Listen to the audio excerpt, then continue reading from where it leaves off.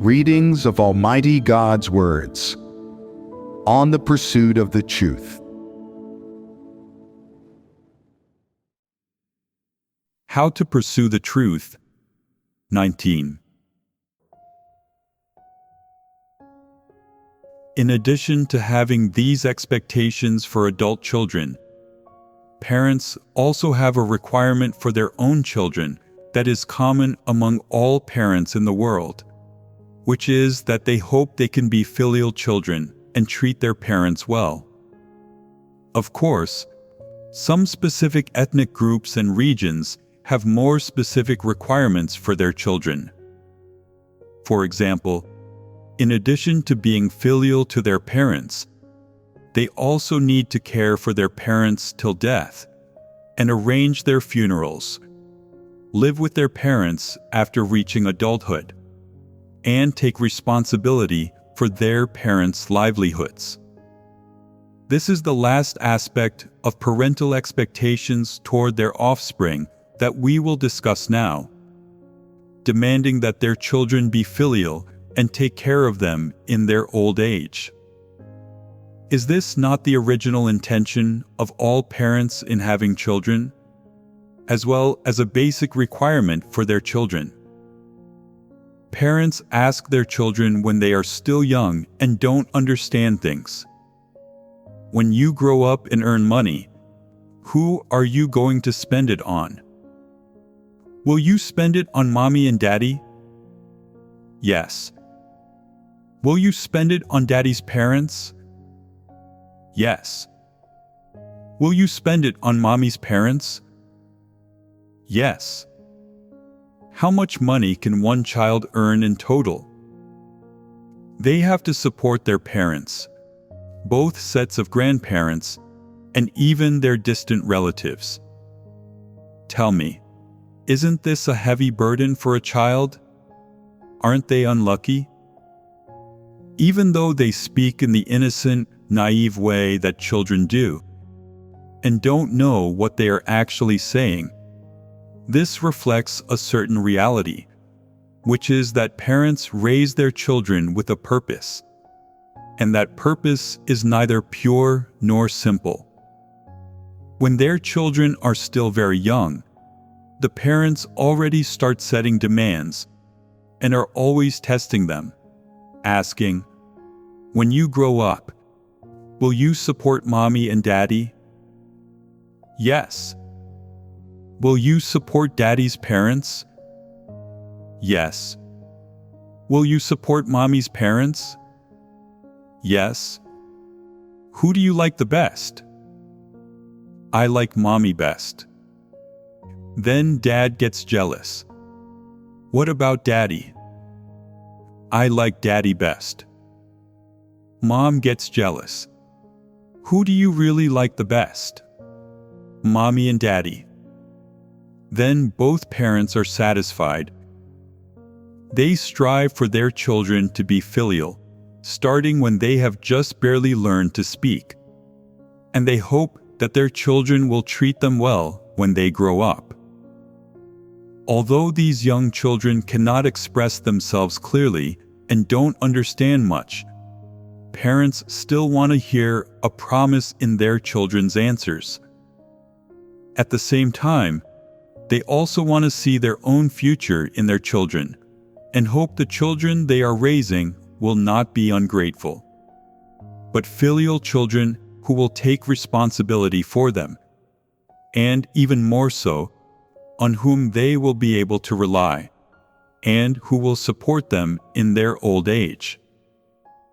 Although they have been asking these questions since their children were young, they are not simple questions. They are completely requirements and hopes arising from the depths of these parents' hearts. Very real requirements and very real hopes. So, as soon as their children start to gain an understanding of things, parents hope that they can show concern when their parents are sick, accompany them at their bedside and take care of them, even if it's just pouring water for them to drink. Although they can't do much, they can't provide financial or more practical help, at least their children should display this much filial piety. Parents want to be able to see this filial piety while their children are young, and verify it from time to time. For example, when the parents are not feeling well or are tired from work, they look to see if their children know to bring them drinks, to bring their shoes, to wash their clothes, or to make them a simple meal. Even if it's just scrambled eggs with rice, or if they'll ask their parents, "Are you tired? If you are, let me make you something to eat." Some parents go out during holidays and deliberately do not come back at meal times to prepare food, just to see if their children have grown up and become sensible, if they know to cook for them, if they know to be filial and considerate, if they can share in their hardships, or if they are heartless ingrates, if they raise them for nothing. While their children are growing up, and even during adulthood, their parents are constantly testing them and prying into this matter. And at the same time, they are constantly making demands of their children. You shouldn't be such heartless ingrates. Why did we, your parents, even raise you? It was so that you'd take care of us when we got old. Did we raise you for nothing? You should not defy us. It wasn't easy for us to raise you. It was hard work. You should be considerate and know these things. Especially during the so-called rebellious phase, that is, the transition from adolescence to adulthood. Some children are not very sensible or discerning, and they often defy their parents and cause trouble. Their parents cry, make a scene, and nag them, saying, "You don't know how much we suffered to look after you when you were young. We didn't expect you to grow up like this, not at all filial, ignorant of how to share the burden of household chores or our hardships. You don't know how difficult all this is for us. You are not filial. You are defiant. You are not a good person." Besides getting angry at their children for being disobedient or exhibiting radical behavior in their studies or in daily life, another reason for their anger is that they cannot see their own future in their children, or they see that their children will not be filial in the future, that they are neither considerate nor do they feel sorry for their parents, that they don't hold their parents in their hearts, or more precisely, that they don't know to go and be filial to their parents. So in the eyes of their parents, they cannot place their hopes in such children.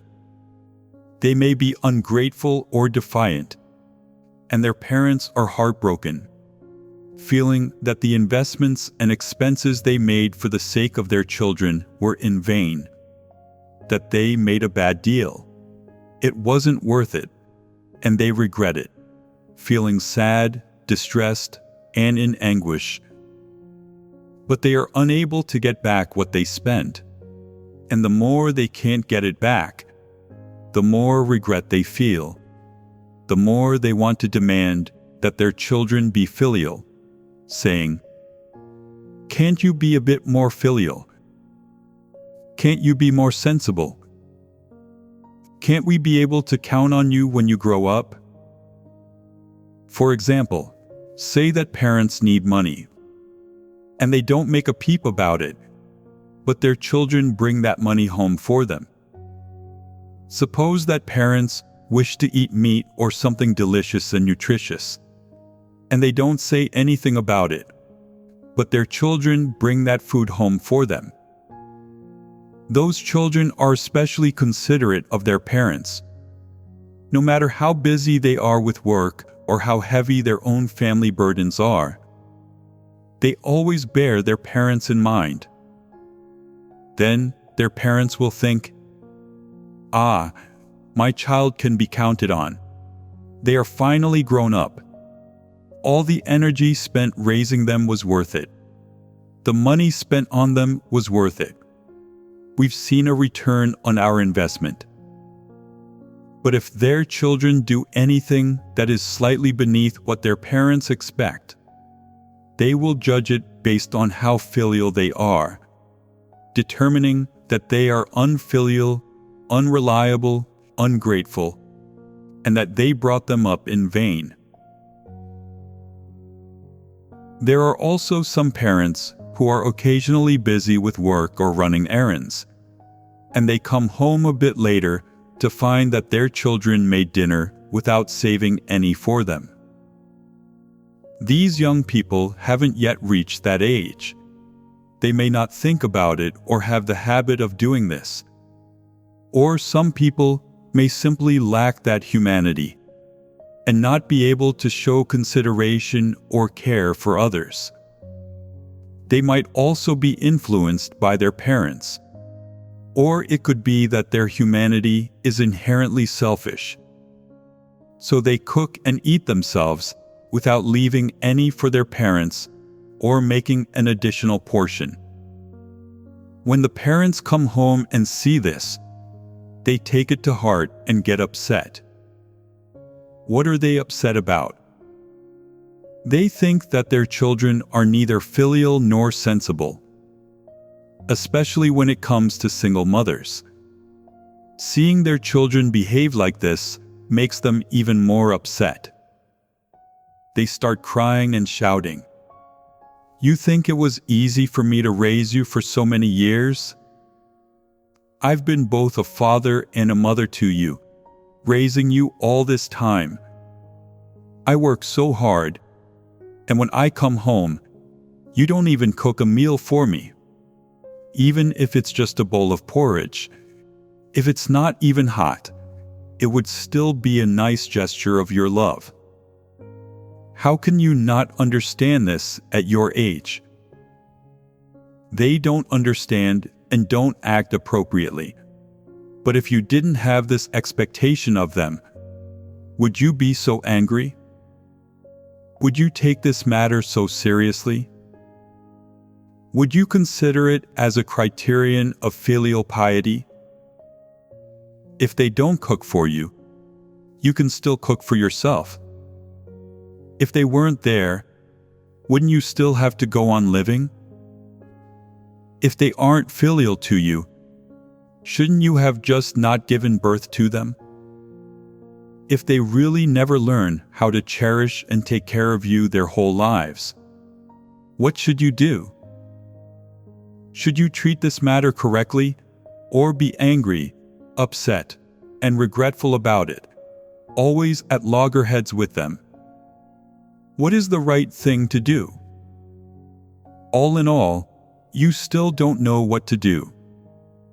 In the end, you just tell people, "Don't have children. You regret every child you give birth to. There is nothing good in having children, or in raising them either. They always grow up to be heartless ingrates. It's better to be good to yourself and not to put your hopes in anyone. No one is reliable. Everyone says that children can be relied upon. But what can you rely on? It's more like they can rely on you. You treat them well in 100 different ways, but in return, they think that being a little bit nicer to you is an immense kindness, and that it counts as doing right by you. Is this statement wrong? Is it a kind of opinion, a kind of thought and viewpoint that exists in society? Everyone says that raising children helps provide for you in old age. It's not easy to get them to even make a meal for you, let alone provide for you in old age. Don't count on it. What kind of statement is this? Isn't it just a lot of grumbling? How does this grumbling come about? Isn't it because parents' expectations for their children are too high?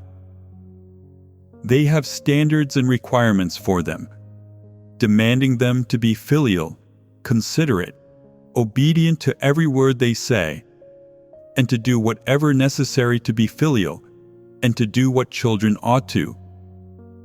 Once you set these demands and standards, it is impossible for your children to meet them, no matter what they do.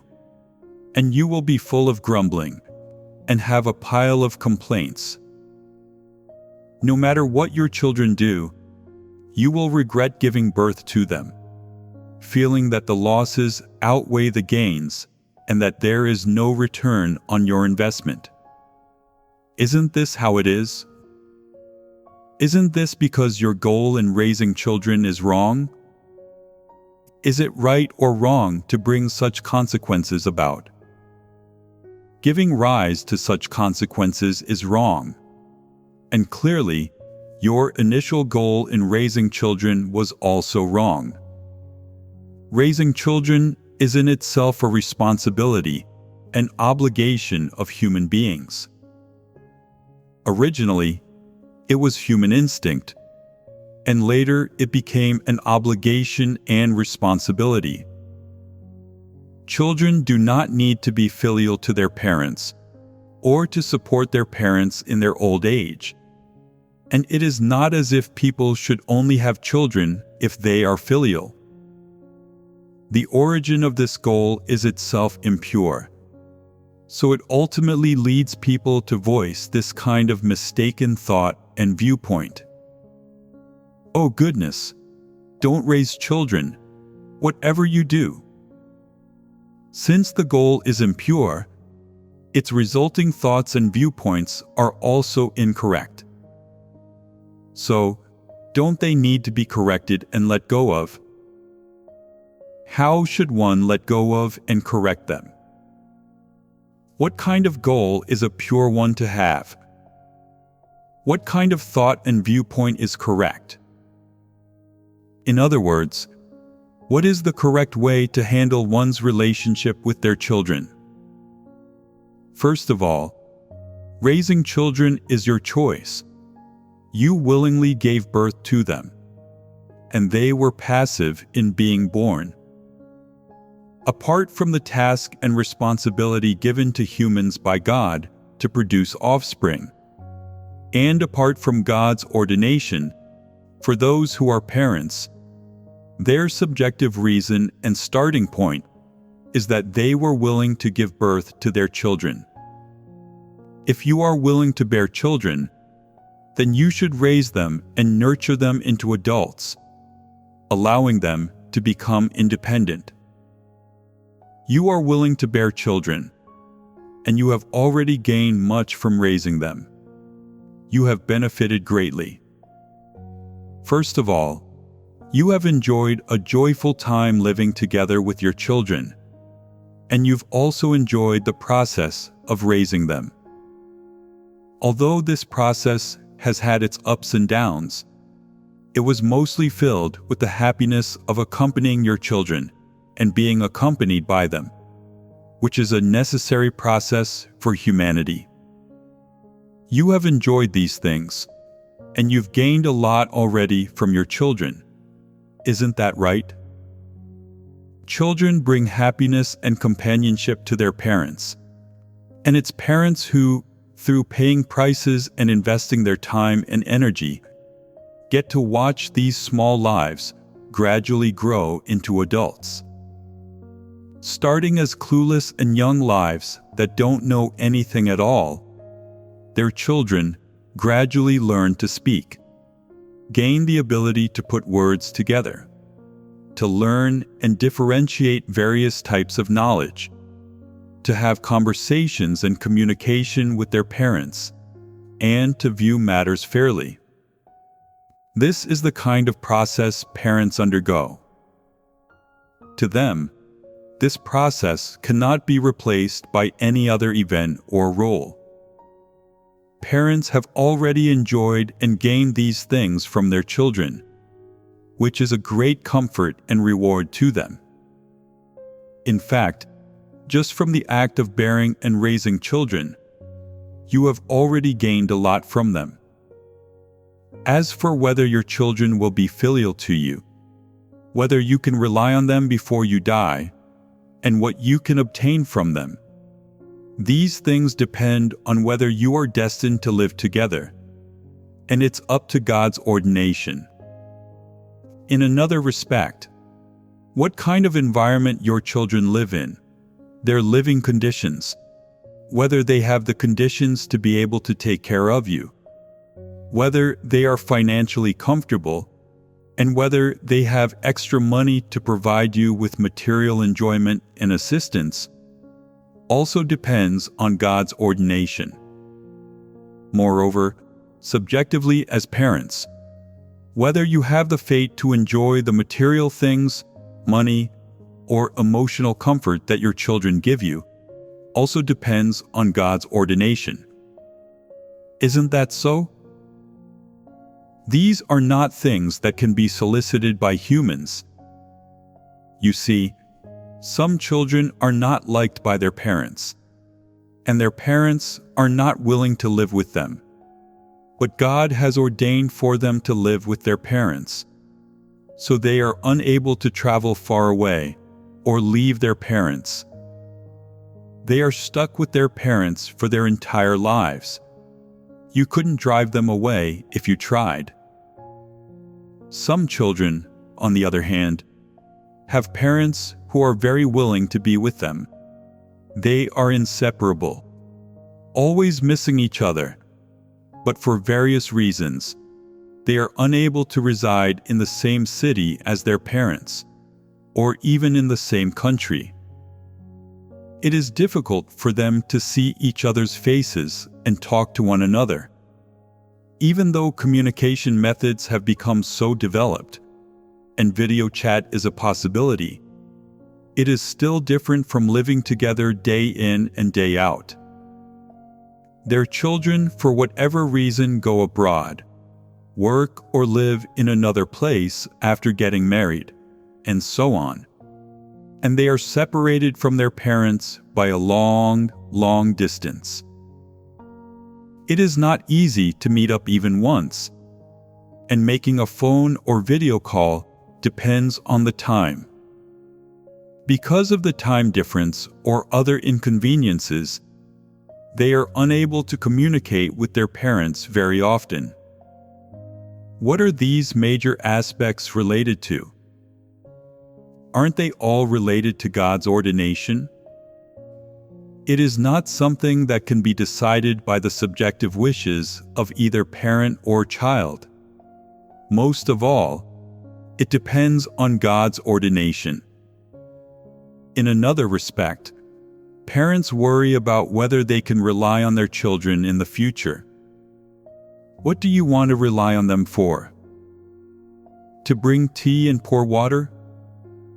What kind of dependence is that? Can you do that yourself? If you are healthy and able to move and take care of yourself, to do everything on your own, isn't that great? Why do you have to rely on others to serve you?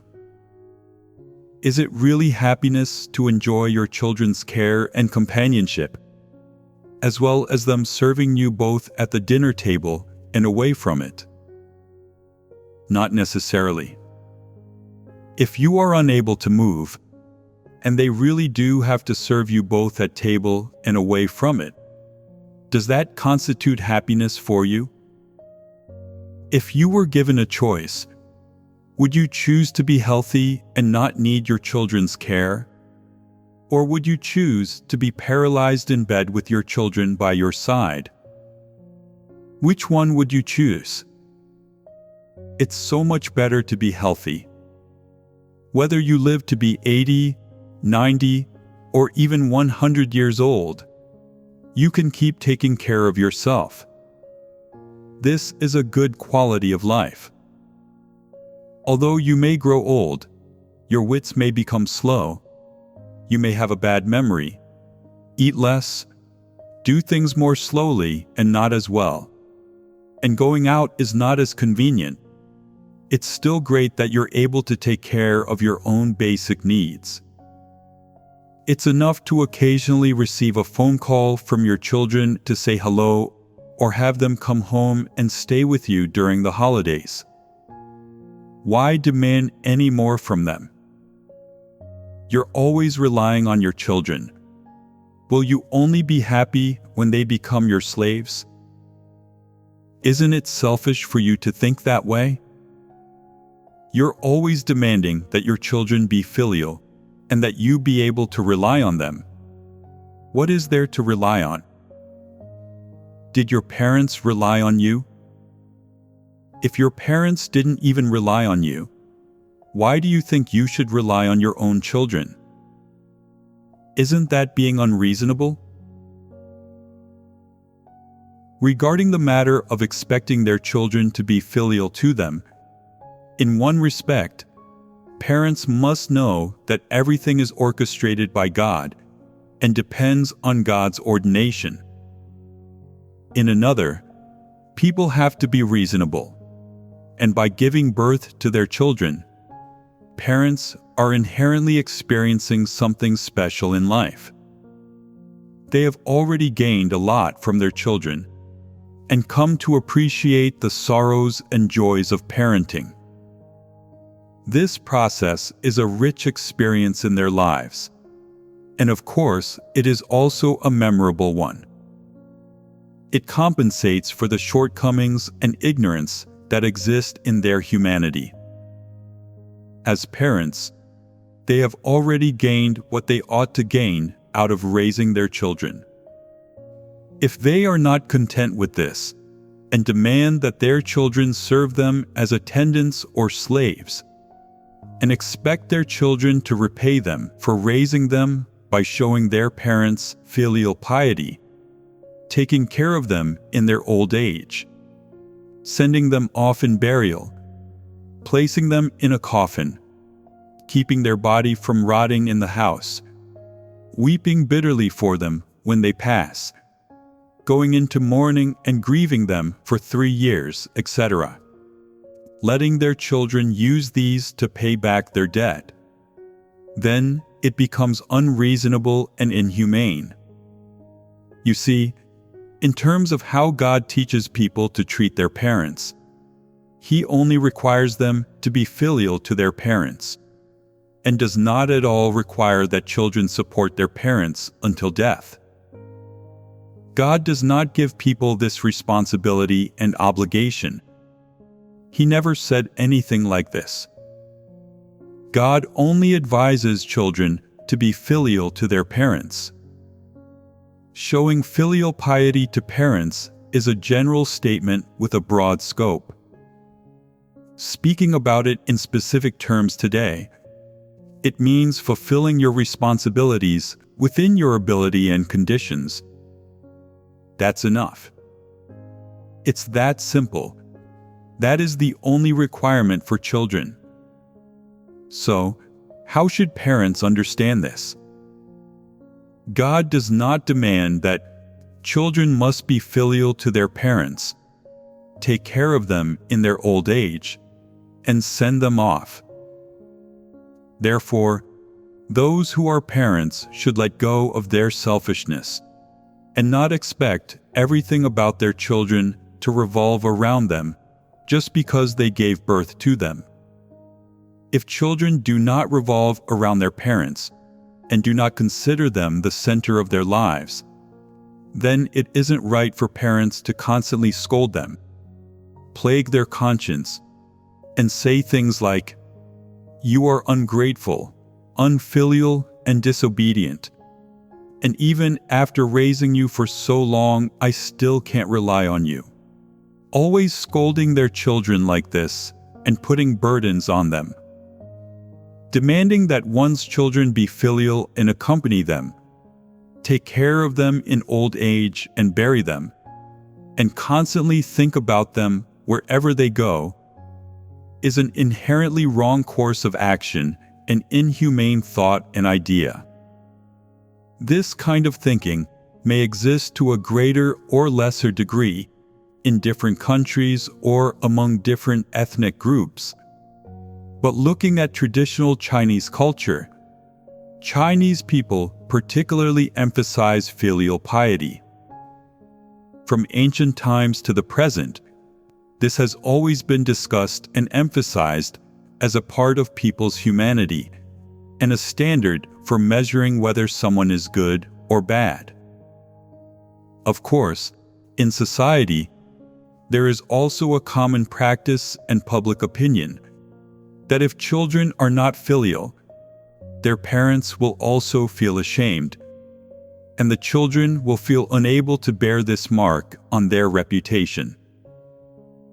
Under the influence of various factors, parents are also deeply poisoned by this traditional thinking, demanding without thinking or discernment that their children be filial. What is the point of raising children? It is not for your own purposes, but a responsibility and obligation that God has given you. One aspect is that raising children belongs to human instinct, while another is that it is a part of human responsibility. You choose to give birth to children due to instinct and responsibility, not for the sake of preparing for old age and being taken care of when you're old. Isn't this viewpoint correct? Can people without children avoid getting old? Does getting old necessarily mean that one will be miserable? Not necessarily, right? People without children can still live to old age, and some are even healthy, enjoy their later years, and go to the grave in peace. Can people with children definitely enjoy their later years in happiness and health? Not necessarily. Therefore, the health, happiness, and living situation of parents who reach old age, as well as the quality of their material life, actually have little to do with their children being filial to them, and there is no direct relationship between the two. Your living situation, quality of life, and physical condition in old age are related to what God has ordained for you and the living environment He arranges for you, and they have no direct relationship to whether your children are filial or not. Your children are not obligated to bear the responsibility for your living situation in later years. Isn't that right? Therefore, regardless of the attitude children have toward their parents, whether they are willing to take care of them, do a rough job of it, or do not want to take care of them at all, it is their attitude to have as children. Let's put talking from the perspective of children aside for now, but speak instead only from the perspective of parents. Parents should not demand that their children must be filial, must take care of them in their old age, and must bear the burden of their parents' later life. There is no need for that. In one respect, it is an attitude that parents should have toward their children, and in another, it is the dignity that parents should possess. Of course, there is also a more important aspect. It is the principle that parents as created beings should abide by in treating their children. If your children are attentive, filial, and willing to take care of you, you don't need to refuse them. If they are unwilling to do so, you don't need to moan and groan all day long, feel uncomfortable or dissatisfied in your heart, or hold grudges against your children. You should take responsibility and bear the burden for your own life and survival so far as you are able. And you should not put it off on others, especially your children. You should proactively and correctly face a life without the company or help of your children. And even if you are distant from your children, you can still face whatever life brings you on your own. Of course, if you require essential help from your children, you can ask them for it. But it should not be based on the idea that your children must be filial to you or that you must rely on them. Instead, both parties should approach doing things for each other from the perspective of fulfilling their responsibilities, so as to handle the relationship between parent and child rationally. Of course, if both sides are rational, give each other space, and respect each other, in the end, they will definitely be able to get along better and more harmoniously. Cherish this familial affection, and cherish their care, concern, and love for each other. Of course, doing these things based on mutual respect and understanding is more humane and appropriate. Isn't that the case? When children can approach and carry out their responsibilities correctly, and as their parents, you no longer put any excessive or extraneous demands on your children, then you will find that everything they do is quite natural and normal, and you will think it's a pretty good thing. You won't treat them with the same critical eye as before, finding whatever they do displeasing, wrong, or insufficient to repay the debt of having raised them. On the contrary, you will face everything with the right attitude. Be grateful to God for the company and filial piety your children provide, and think that your children are pretty decent, and that they are humane. Even without the company and filial piety of your children, you won't blame God, nor will you regret raising them, let alone hate them. In short, it is paramount for parents to correctly face whatever attitude their children have toward themselves.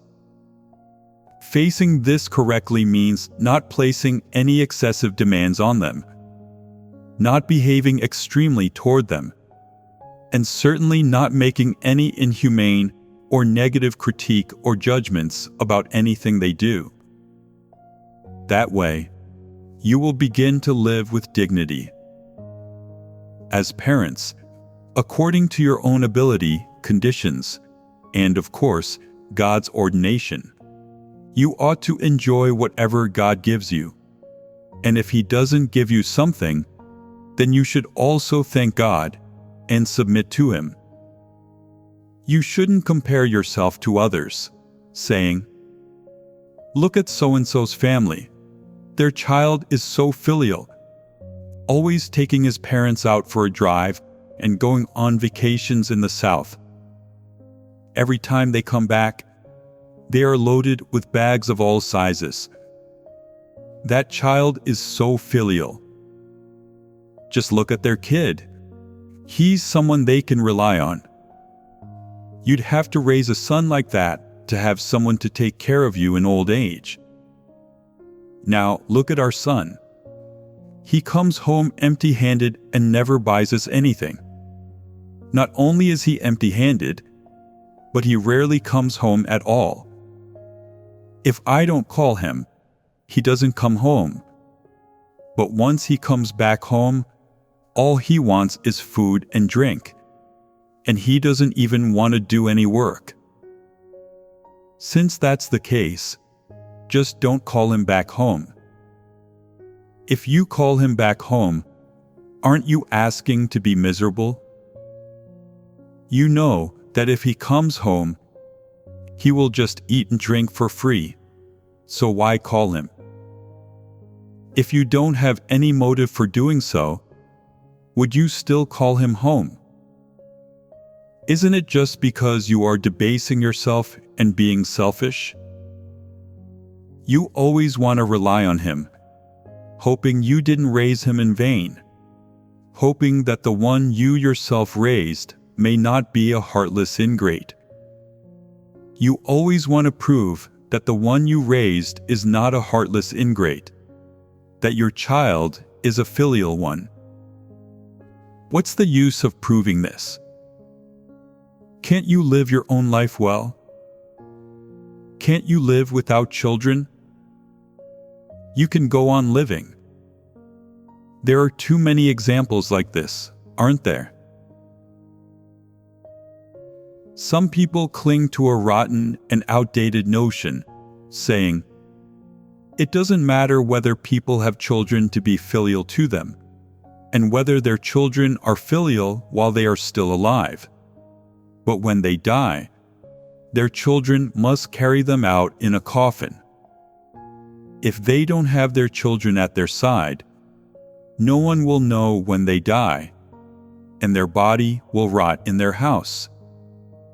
So what if no one will know?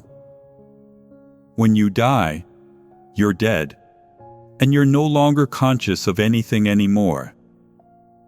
When your body dies, your soul immediately leaves it. No matter where the body is, or what it looks like after death, isn't it dead anyway? Even if it is carried out in a coffin at a grand funeral and buried in the ground, the body will still rot, won't it? People think having children by your side to put you in a coffin, to wear burial clothes for you, to put on makeup, and to arrange a grand funeral is a glorious thing. If you die without anyone arranging a funeral for you or sending you off, it's like your whole life has had no proper conclusion. Is this idea correct? Nowadays, young people don't pay much attention to these things, but there are still people in remote areas, and older people with little insight who have the thought and viewpoint deeply planted in their heart that children must take care of their parents in old age and send them off. No matter how you fellowship about the truth, they do not accept it. What is the final consequence of this? The consequence is that they suffer greatly. This tumor has long been hidden inside of them, and they will be poisoned by it. When they dig it out and remove it, they will no longer be poisoned by it, and their lives will be free. Any wrong actions are caused by wrong thoughts. If they are afraid of dying and rotting in their house, they will always be thinking, "I have to raise a son. When my son grows up, I can't let him go very far away. What if he's not by my side when I die?" Not having someone who will take care of me in old age or send me off would be my greatest regret in life. If I have someone to do this for me, then my life would not have been lived in vain. It would be a perfect life. No matter what, I cannot be the subject of ridicule by my neighbors. Isn't this a rotten ideology? It is narrow-minded and degenerate, attaching too much importance to the physical body. In reality, the physical body is worthless. After experiencing birth, old age, sickness, and death, there is nothing left. Only if people have gained the truth while alive, when they are saved, then they will live forever. If you haven't gained the truth, then when your body dies and decays, there will be nothing left. No matter how filial your children are to you, you won't be able to enjoy it. When a person dies and their children bury them in a coffin, can that old body feel anything? Can it perceive anything? It has no perception at all. But in life, people attach great importance to this matter, demanding a lot from their children in whether they can send them off. Which is foolish, isn't it? Some children say to their parents, "We believe in God. While you are alive, We will be filial to you, take care of you and serve you. But when you die, we will not arrange a funeral for you." When parents hear this, they get angry. They don't get angry about anything else you say, but as soon as you mention this, they explode, saying, "What did you say? You unfilial thing, I'll break your legs. I'd rather not have given birth to you. I'll kill you." Nothing else you say bothers them, only this. During their lifetime, their children had many opportunities to treat them well, but they insisted that they send their parents off. Because their children started believing in God, they told them, "When you die, we won't hold a ceremony for you. We'll cremate you and find a place to store the urn. While you are still alive, we'll let you enjoy the blessing of having us around. We'll provide you with food and clothing and spare you from being wronged." Isn't this realistic? The parents reply, "None of that matters. What I want is for you to arrange a funeral for me after I die. If you don't care for me in my old age and send me off, then I'll never let it go." When a person is this foolish, they can't understand such simple reasoning, and no matter how you explain it to them, they still won't comprehend. They are like an animal. Therefore, if you pursue the truth, as parents, you should first and foremost let go of the traditional, rotten, and degenerate thoughts and viewpoints surrounding whether children are filial, care for you in old age, and send you off with a burial, and approach this matter correctly. If your children truly are filial to you, then accept it properly. But if your children don't have the conditions, energy, or desire to be filial to you, and when you grow old, they can't take care of you by your side or send you off, then you don't need to demand it or feel sad. Everything is in God's hands. Birth has its time, death has its place, and God has ordained where people are born and where they die. Even if your children make any promises to you, saying, "When you die, I will definitely be by your side. I will never let you down," God hasn't orchestrated these circumstances. When you're about to die, your children may happen not to be by your side, and no matter how hard they try to rush back, they may not make it in time. They won't get to see you for the last time. It may be 3 to 5 days since you breathed your last breath. Your body has all but decayed, and only then do they come back. Are their promises good for anything? They can't even be the master of their own lives. I've already told you this, but you just don't believe it. You insist on making them promise. Are their promises good for anything? You're satisfying yourself with illusions, and you think that your children can stand by their promises. Do you really think that they can? They can't. Every single day, where they'll be and what they'll do, as well as what their future holds, they don't even know these things themselves. Their promises are actually serving to deceive you, giving you a false sense of security, and you believe them. You still can't comprehend that a person's fate is in God's hands. How much parents and their children are fated to be together, and how much they can gain from their children. Unbelievers call this receiving assistance, or not receiving assistance. We don't know what it means. Ultimately, whether one can rely on their children is, in plain terms, predestined and ordained by God. It's not like everything plays out exactly how you wish. Of course, everyone wants things to go well and to reap benefits from their children. But why have you never considered whether you are fated for that? Whether it is written in your destiny?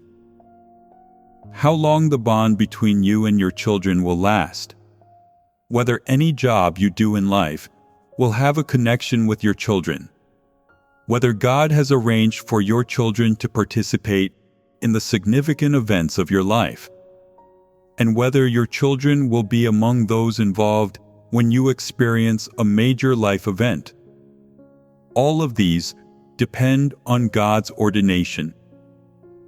If God has not ordained it, then after raising your children into adulthood, even if you don't drive them out of the house, when the time comes, they will leave on their own. This is something that people need to comprehend. If you can't comprehend this matter, you will always hold on to personal desires and demands, and establish various rules and accept various ideologies for the sake of your own physical enjoyment. What will happen in the end? You'll find out when you die.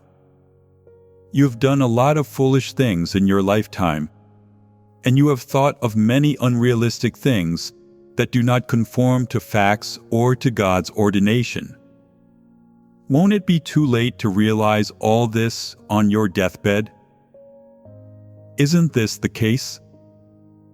Take advantage while you're still alive, and your brain is not yet muddled, while you are still able to understand certain positive things, and quickly accept them. Accepting them does not mean that you turn them into an ideological theory or slogan, but that you try to do these things and put them into practice. Gradually let go of your own ideas and selfish desires, and don't think that, as parents, whatever you do is right and acceptable, or that your children ought to accept it. This kind of reasoning does not exist anywhere in the world. Parents are human beings. Are their children not? Children are not your accessories or slaves. They are independent created beings. What does whether they are filial or not have to do with you? Therefore, no matter what kind of parents you are, how old your children are, or whether your children have reached the age of being filial to you, or the age of living independently, as parents, you should adopt these ideas and establish the correct thoughts and viewpoints on how to treat your children. You should not go to extremes, nor should you measure everything according to those wrong, decadent, or outdated thoughts and viewpoints. Those thoughts and viewpoints may align with human notions, human interests, and the physical and emotional needs of humans, but they are not the truth.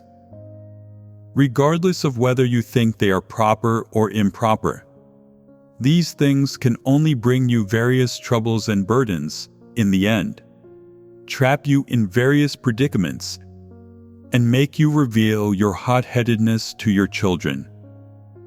You'll state your reasoning, they'll state theirs, and in the end, you'll both hate each other and blame one another. Family won't act like family anymore. You'll turn on each other and become enemies. If everyone accepts the truth and the correct thoughts and viewpoints, these matters will be easy to face, and the contradictions and disputes that arise from them will be resolved. However, if they insist on traditional notions, not only will these problems remain unresolved, but their contradictions will deepen. Traditional culture is not a criterion in itself for evaluating matters. It has to do with humanity, and things of the flesh like people's affections, selfish desires, and hot-headedness are mixed up in it. Of course, there is also something that is the most essential to traditional culture, that is, hypocrisy. People use the filialness of their own children to prove that they educated them well and their children possess humanity. Similarly, children use filialness toward their parents to prove that they are not ungrateful people, but humble and modest gentlemen and ladies, thereby gaining a foothold amid various races and groups in society and making it their means for survival. This is inherently the most hypocritical and essential aspect within traditional culture, and it is not a criterion for evaluating matters. Therefore, with regard to parents, they should let go of these requirements for their children and use the correct thoughts and viewpoints to treat their children and view their children's attitudes toward themselves. If you do not possess or understand the truth, you should at least look at it from the perspective of humanity. How does one look at it from the perspective of humanity?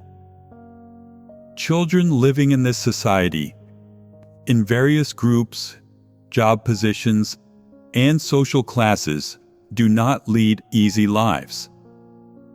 They have things they have to face and deal with in various different environments. They have their own lives and a destiny established by God. They also have their own survival methods. Of course, in modern society, the pressures put on any independent person are very great. They face problems of survival, relationships between superiors and subordinates, and problems having to do with children, etc. The pressure of all this is huge. To be fair, no one has it easy. Especially in today's chaotic, fast-paced living environment, full of competition and bloody conflict everywhere. Nobody's life is easy. Everybody's is rather difficult. I won't go into how this came about. Living in such an environment, if a person does not believe in God and does not perform their duty, they have no path left for them to take. Their only path is to pursue the world, to keep themselves alive, to constantly adapt to this world, and to fight for their future and survival at all costs in order to get through each day. In fact, every day is painful to them, and they are struggling through every day. Therefore, if parents go on to additionally demand that their children do this or that, it will undoubtedly add insult to injury, wrecking and tormenting their body and mind. Parents have their own social circles, lifestyles, and living environments, and children have their own living environments and spaces, as well as their own living backgrounds. If parents intervene too much or make excessive demands on their children, asking them to do this and that for them in order to repay the efforts they once put forth for the sake of their children. If you look at it from this perspective, it is quite inhumane, isn't it? Regardless of how their children live or survive, or the difficulties they encounter in society, parents have no responsibility or obligation to do anything for them. That being said, parents should also refrain from adding any troubles or burdens to their children's complicated lives or difficult living situations. This is what parents ought to do. Don't demand too much from your children, and don't blame them too much. You should treat them fairly and equally. and consider their situation with empathy. Of course, parents should also handle their own lives. Children will respect parents like this, and they will be worthy of respect. As parents, if you believe in God and do your duties, then regardless of the duties you do in God's house, you won't have time to think about things like demanding that your children be filial and relying on them to support you in old age. If there are still people like this, they are not true believers, and they certainly aren't pursuers of the truth. They are all just muddle-headed people and non-believers. Isn't that the case? If parents are busy, if they have duties to do and are busy with work, then they certainly should not bring up whether their children are filial or not. If parents are always bringing it up, saying, "My children aren't filial, I can't rely on them, and they won't be able to support me in old age," then they are just indolent and idle, looking for trouble without a cause. Isn't that the case? What should you do if you encounter parents like this? Teach them a lesson. How should you do it? Just say, "Are you unable to live on your own? Are you to the point where you can no longer eat or drink? Are you to the point where you can no longer survive? If you're able to live, then go ahead and live.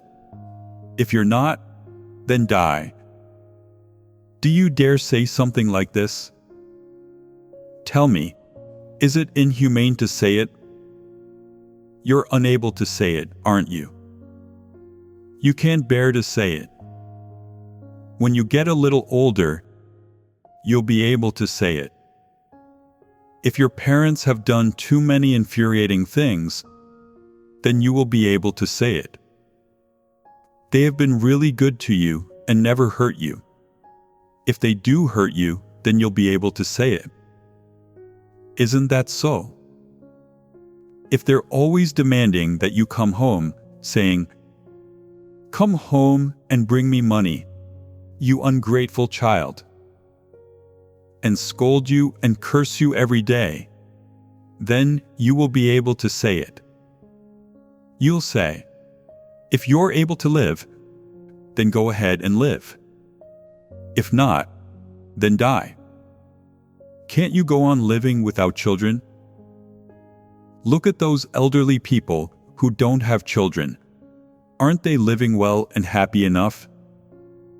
They take care of their own lives every single day, and if they have some free time, they go out for a walk and exercise their bodies. Each day, their lives appear quite fulfilling. Look at you. You lack nothing, so why can't you go on living? You're debasing yourself and you deserve to die. Should we be filial to you?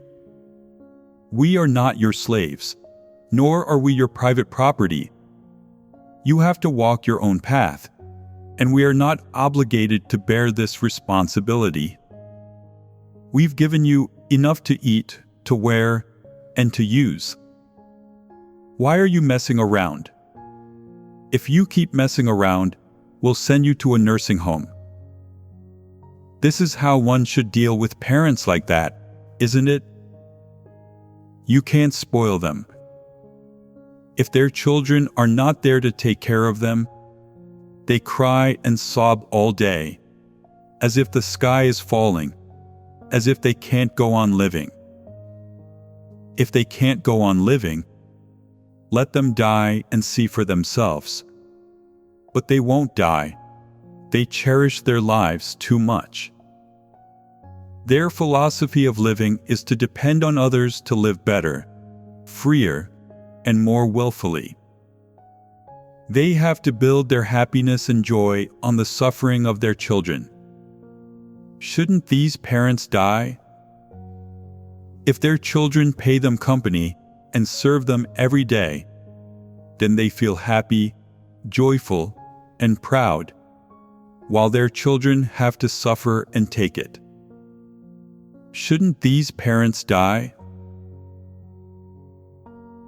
Let's conclude our fellowship here today concerning the last item of parents' expectations for their offspring.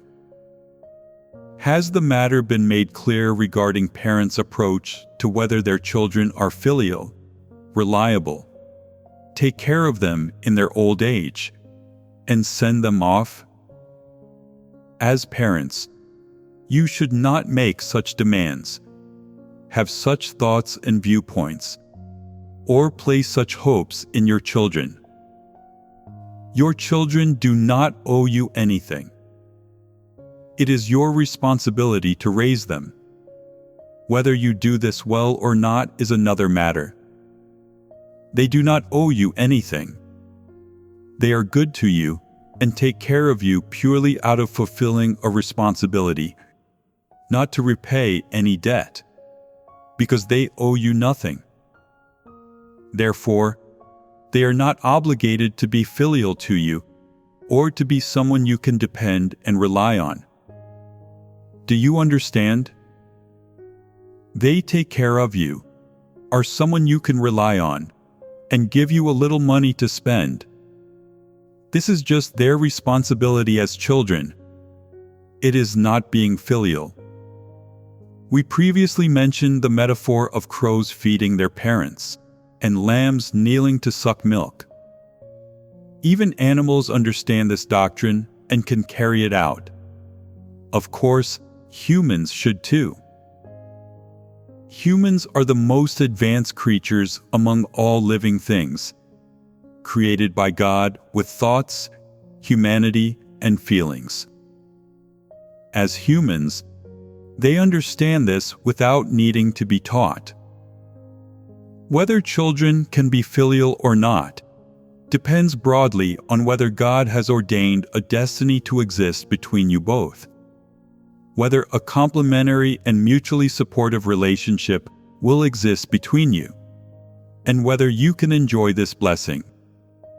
More minutely, it depends on whether your children possess humanity.